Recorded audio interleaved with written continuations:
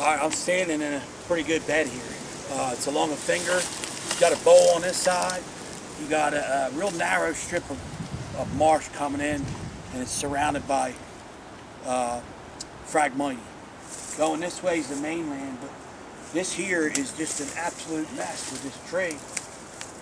Fell however long ago, but there's beds all on these humps. Behind Nick, there's a trail back there going to the end of this little tiny knob point. There's escape routes going that way, and it's a good little find here. But, and I'm sure whatever's laying here, and I'm sure there's multiple deer laying here. Our trucks, what do you think? 100 yards, if that? If that. That way. We're keeping tabs. This is probably pressure bedding. We're keeping tabs on the hunters. And if you notice, it's high.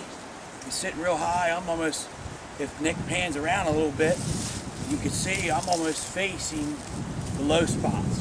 This is a really high point. So everything's collecting here. And the wind is so swirly in here because there's Phragmites all around us going each way and on the side. So the wind comes in here, it just swirls. And they get a whiff of you no matter where you're at. And that's what makes it difficult to hunt these spots. Water's all that way. All the water draws the thermals, draws your scent right before dark. And it's just really hard to hunt this, but sit tight, we'll figure it out and I'll show you how to hunt. That's where we just came from. There's trails, main trail's coming this way, going that way around there. The main trail comes up here, there's rubs that you can see, there's a rub there. You can't get to that deer. Anything predator-wise or anything else, you'll sound like a Mack truck going through that in Phragmites. That's why they bed there. And the air is going to collect there. So you want to pan around a little bit. Next, it's surrounded by water. This place is surrounded by water. That's why they stay here. Here's a beautiful old rub on this tree here. This is going to be difficult to hunt, but I think we can throw one at it next year. It's a good find. So we'll get Nick to pan behind us here.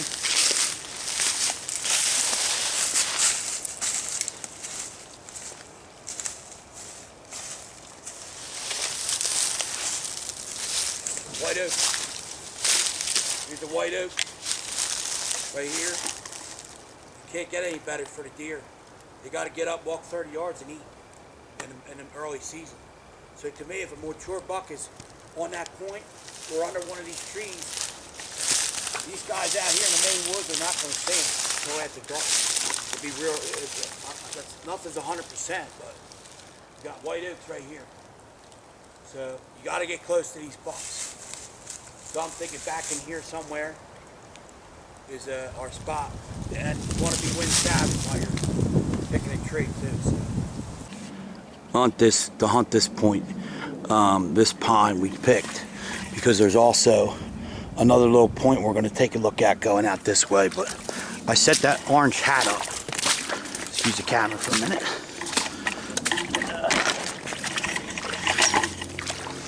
I want to show you how you can get to this pine right here. Get in this pine, and there's trails coming all out, and you'll see Nick. And there's the orange hat. There's the orange hat right there. And Nick's sitting right next to it. And beyond Nick is where that, they're not seeing through that. They're not going to see through it because it's just too thick. They're skirting that edge around that fall down and going to the tip of it, whatever's bedding in there. But anything in here, this is good spot. And now we're going to go out and check this tip out on here, over here. There's a big trail on it. You got to check these transitions got to check all these transitions, and you got to go out there and follow and see what's out there. if it's a single bed, I'm not hunting it. But this specific area has, that point has probably 10 beds on it. Now I'm hoping this little piece of brush transition here has a bunch of beds too. So we're gonna go check it out. Sit tight. Big body deer right there.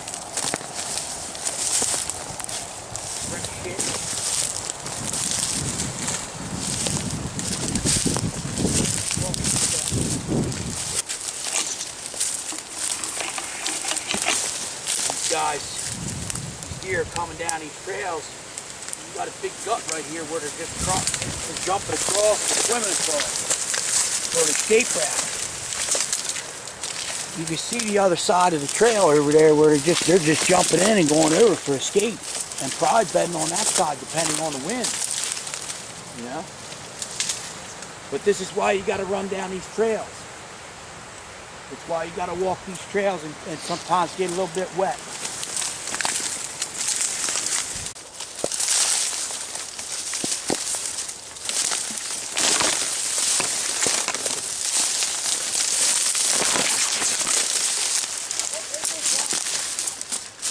And we just walked up on a deer. You hear them running off. Got probably 10 yards from them before they busted out of there. Bedded right out here on this point.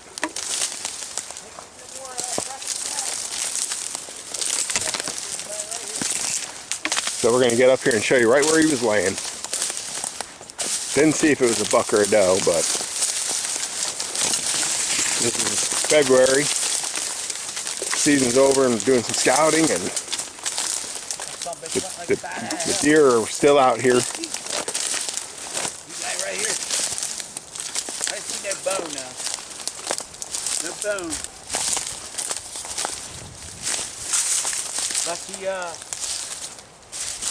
Unless he lost the horns. Maybe shed him right there. Yeah, no, I don't see him.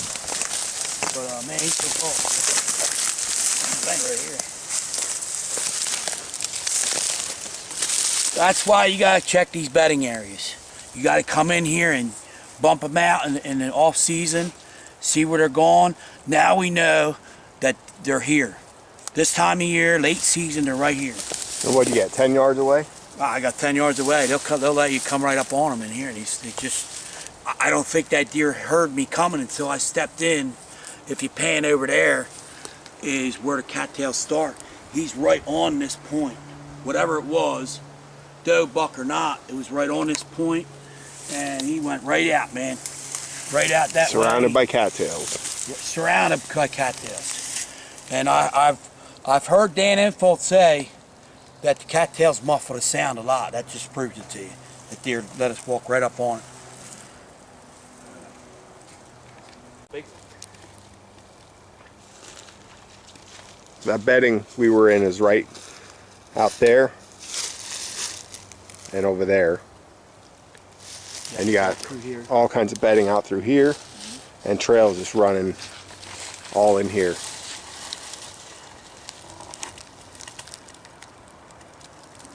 Point's full too. What are we, 60 yards away? 60 yards, that's perfect. We're probably going to sit this tree here, this big pine behind us there. It's perfect. It's pine needles, so we'll be real quiet getting in. Probably hunting on some kind of off wind, northerly or southwest wind somehow. Behind you is the first point we checked out. This is a beautiful bedding area. It's got, I don't know, Nick, what, 6 or 8 beds up on that point. It's got probably 10 or 15 on this piece over here, this northerly little point. Yeah, fresh air, fresh droppings. All these trails are coming together and going that way, and we still have another little point to check out up the road, up the transition here a little bit. But it's going to be a good spot. There's rubs all over in here, everywhere in here. But the thing is, you got to go down them trails to see where they go to. You can't just stand here and say, oh, there's beds out there under them trees. You got to go look. You can't just guess and because they're not going to bed on every one of these points. You got to go look. You got to get your boots on and get wet, man. So One good spot, man. Another great spot. Stick tight. Got a trail coming off this point, leading right to this tree, along this edge of a gut. You got a trail coming from Nick. You got a trail coming on this side. You actually got a trail coming from over there. And it all converges here. There's a big trail coming out of this thick crap here. And everything converges right here and goes on one trail out that way. For some reason, I don't know, but they're using this. To me, your beddings are on your point, like we said earlier. But this here is, you'll have some doe bedding up in here on this, in this brushy stuff. This would be a great rut spot. This tree right here, I'll put a camera and I'll hunt it. This will be a camera tree and a hunt tree. So keep an eye out for these places. They're isolated little spots. All these trails are coming together. Everything connects right here.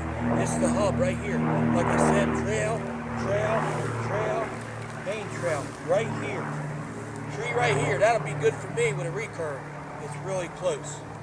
So, and it'll create good cover with that pond too. So another good spot. Now this is where most guys are going to set up. We were way out there where we're going to put a camera and hunt the same tree. Inside here, there's a lot of deer trails coming through. Behind you, Nick has a massive one coming through. It looks like a tunnel, and it's going right out to the meadow. And this is, most guys will set up here because they see all this sign. But any mature buck is not going to come in here till after dark. He's going to be out there where my point is, why would you set up on singular sign when you have multiple sign out there where we're going to choose to put the camera and hunt the same tree?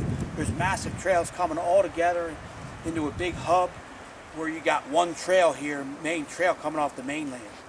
Don't hunt singular sign. Try to find a whole bunch of it in one small area. Remember that. That's a big bed there.